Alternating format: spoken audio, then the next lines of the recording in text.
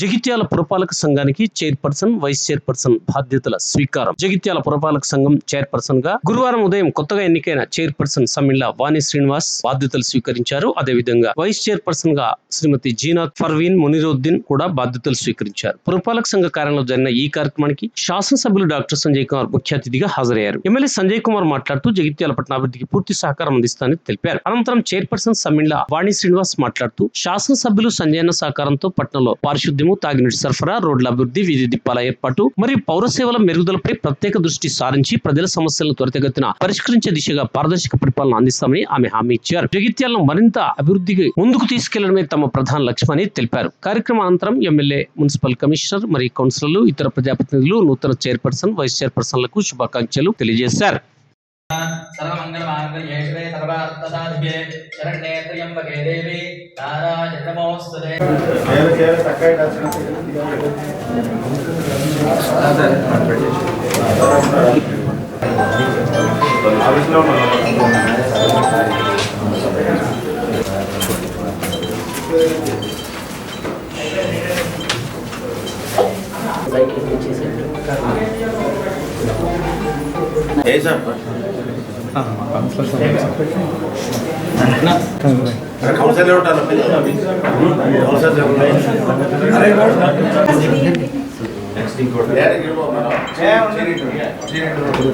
సరే మాట్లాడితే కాదు ఏమంటారు. నమస్తే, మా కంగ్రాచులేషన్ అమ్మా, మంచిగా అమ్మా, మంచిగా ఆశీర్వదించావా?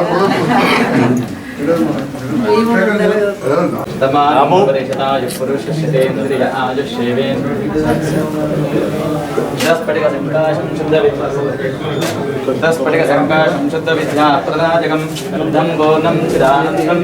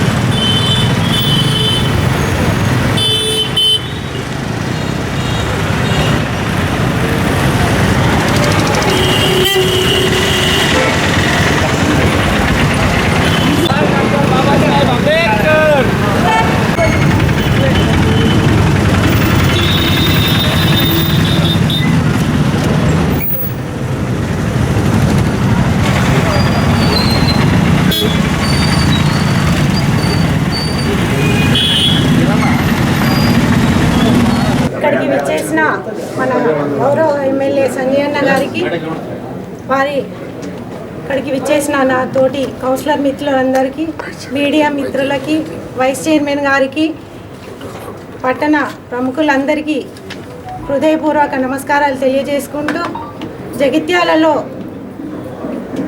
మౌలిక వసతులు, సౌకర్యాలు కల్పించడంలో సంజయ్ అన్న గారి సహకారంతో ముందుండి అందరినీ కలుపుకుపోతూ జగిత్యాల పట్టణాభివృద్ధికి కృషి చేస్తానని ఈ సందర్భంగా తెలియజేసుకుంటూ, శానిటేషన్, వాటర్ సప్లైతో పాటు స్ట్రీట్ లైట్తో మరియు జగిత్యాల సుందరీకరణకు తోడ్పడతామని సంజయ్ అన్న గారి ఆధ్వర్యంలో ఈ పనులన్నీ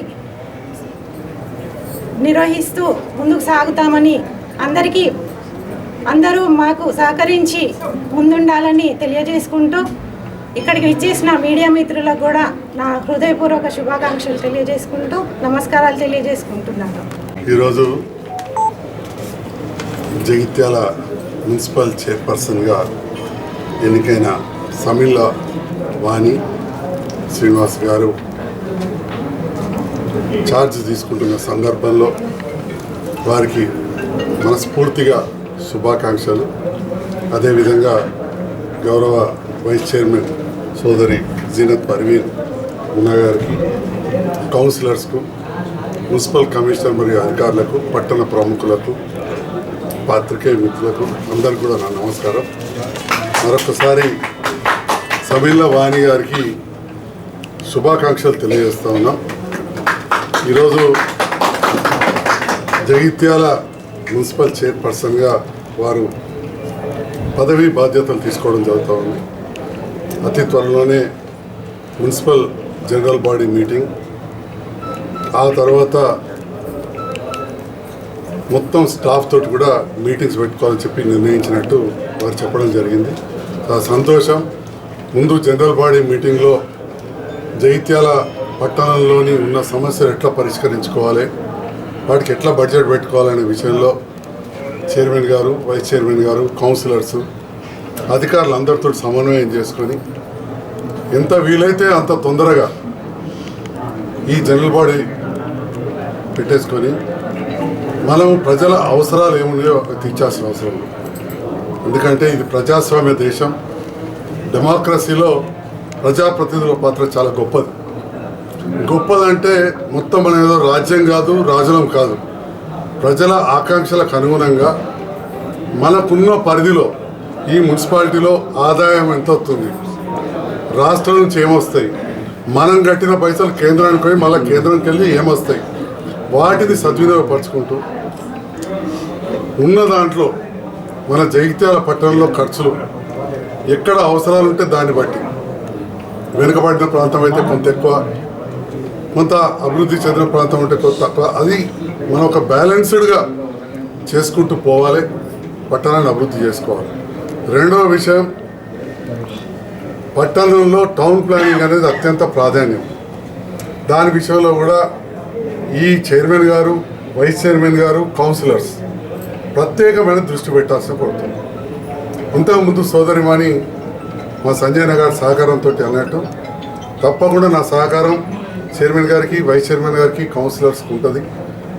మరి నేను చేయాలంటే మరి మున్సిపల్ శాఖ మంత్రి గారే మన ముఖ్యమంత్రి గారు, వారి సహకారంతో జగిత్యాల పట్టణానికి తప్పకుండా ఏ విధంగా అయితే గతంలో పోల్చుకుంటే మనకున్న సమస్యలు కూడా ఎక్కువ ఉన్నాయి. జిల్లా కేంద్రం కాబట్టి ఎక్కువ నిధులు తీసుకొచ్చినామో, టెండర్లు పిలిచినామో అవన్నీ అమలయ్యే విధంగా చేసుకుంటూ, ఎక్కడన్నా కొన్ని సమస్యలు వస్తే అక్కడున్న మా గౌరవ కౌన్సిలర్స్ ప్రత్యేకమైన శ్రద్ధ పెట్టి వాటి పరిష్కరించాల్సిన అవసరం ఉంటుంది.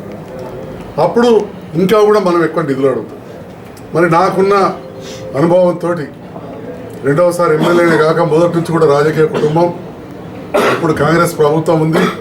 మొదటి నుంచి కూడా కాంగ్రెస్ ప్రభుత్వంలో స్వతంత్రం రాకముందు, స్వతంత్రం వచ్చిన తర్వాత ఎక్కువ సంవత్సరాలు మా ఇంటి నుంచే నడిచిండే చాలా మటుకు రాజకీయాలు. మొదటి కాంగ్రెస్ ఎంపీ మాకునూరు శ్రీనగరం మా చిన్న తాత అవుతుంది. సో ఇక రకంగా చెప్పుకుంటూ పోతే ఇక చాలా ఉన్నాయి. మరి ఇప్పుడు కాంగ్రెస్ ప్రభుత్వం ఇందిరమ్మ రాజ్యం ఉంది. ఇందిరమ్మ రాజ్యంలో గతంలో ఏ విధంగా అయితే పేదవాళ్ళకి ఇల్లు కట్టినరో మళ్ళీ ఇప్పుడు కడతా ఉన్నాం. అవి జగిత్యాల నియోజకవర్గానికి ఎక్కువ ఇస్తా అంటేనే నేను ఇప్పుడు ప్రభుత్వంతో కలిసి పనిచేస్తున్నాను. తప్పకుండా ఎక్కువ తీసుకొస్తాం. ఇప్పుడు నూకపల్లి కాదు, జగిత్యాలో కలిపినాం. అక్కడ కూడా ఇందిరమ్మ ఇల్లు బేస్మెంట్ లెవెల్ ఆగిపోయిన వాటికి పర్మిషన్స్ ఇస్తామన్నారు. మళ్ళీ వాళ్ళని ఒకసారి వెరిఫై చేసి, చాలా శుభవార్త ఈ ప్రభుత్వం. గతంలో కూడా ఆగినవి ఉన్నాయి, గృహలక్ష్మి కావచ్చు, ఇందిరమ్మ ఇల్లు కూడా ఆగిన వాటికి ₹1,00,000 కట్ చేసి మిగతా ఇస్తామన్నారు.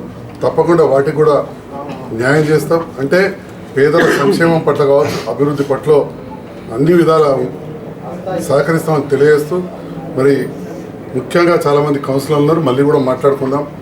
ఇప్పుడు ఉదాహరణకు ఎల్ఎల్ గార్డెన్ దగ్గర రోడ్డు మొదలుపెట్టిన తర్వాత ఆగిపోయింది. ఇద్దరు కేసెస్. ఎక్కడున్న కౌన్సిలర్స్ తోపారపు లావణ్య గారు కావచ్చు, మా రజియుద్దీన్ కావచ్చు, మా అఫ్రోజ్ వైఫ్ వారు కావచ్చు, ఇంకా కిందికి పోతే మా గిరిధర్ భార్య, ఇంకా లేడీస్ పేర్లు జ్ఞాపకం వస్తలేదు, స్వప్న గారు, ఇటు అక్కడి వరకు పోతుంది. దాదాపు 4 వార్డులకు మధ్య ఉంటుంది. అంతే రాయలసీమ గుట్ట వరకు. అంటే ఇక్కడ సమిల్ల వాణి గారు చైర్మన్గా ఉన్న ప్రాంతం, ఆ రోడ్ ఆగిపోయింది. అట్లాంటివన్నీ మనం పరిష్కరించుకోవాలి. స్థానికులను ఒప్పించి మెప్పించాల్సిన బాధ్యత మీకు ఎక్కువ ఉంటుంది. అన్ని తీసినవి కాదు, ఉదాహరణ కొన్ని ఉంటాయి సమస్యలు. ఇట్లాంటివన్నీ కూడా మనం తప్పకుండా ఒకటొకటి పరిష్కరించుకుందాం. అత్యధిక నిధులు తీసుకొద్దాం. జగిత్యాల పట్టణాన్ని చాలా విస్తరింపజేసాం, జోన్స్ క్లియర్ చేసాం, మాస్టర్ ప్లాన్ ఖచ్చితంగా చేసుకోవాల్సిన అవసరం ఉంది. ఇవన్నీ కూడా మొదటి రోజే కాకుండా ఇట్లాంటి సమస్యలు చాలా ఉన్నాయి. గతంలో కూడా చెప్పినప్పుడు వేరే రకంగా అపార్థం చేసుకున్నారు. ఈ విషయం గౌరవ చైర్మన్ గారికి మొన్న కలెక్టర్ గారిని మర్యాదపూర్వకంగా కలిసినప్పుడు కూడా ఈ సంవత్సరం స్పెషల్ ఆఫీసర్ పాలన ఉన్నది కాబట్టి కలెక్టర్ గారికి అడిషనల్ కలెక్టర్ గారికి కూడా ఇక్కడ పట్టణంలో చాలా సమస్యలు ఉన్నాయన్న విషయాన్ని వారి దృష్టికి వచ్చింది. ఆ సందర్భంలో చైర్మన్ గారు కలిసడానికి వెళ్ళినప్పుడు నేను కూడా పక్కనున్న కలెక్టర్ గారు చెప్పారు, చాలా కష్టమైన పని ఉన్నది, మీకు ఎన్నో సవాళ్ళు ఉన్నాయి, ఈ పట్టణాన్ని అభివృద్ధి చేయడంలో మీ బాధ్యతలు నిర్వహించడంలో చాలా సవాళ్ళు ఎదుర్కోవాల్సి వస్తుందని చెప్పాను.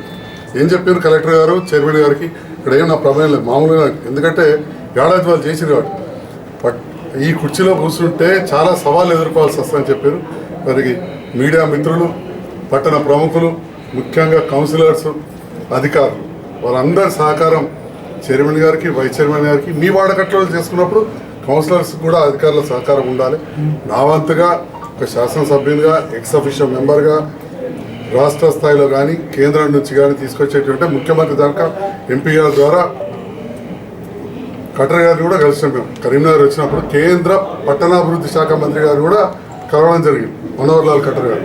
అంటే ఈ రకంగా పై స్థాయిలో మీరు తీసుకొని వెళ్ళి తప్పకుండా అన్ని విధాలా చేస్తామని చెప్పి కూడా తెలియజేస్తూ మరొకసారి గౌరవ చైర్మన్ గారికి ఈరోజు పదవి బాధ్యతలు స్వీకరిస్తున్న సందర్భంలో శుభాకాంక్షలు తెలియజేస్తాను.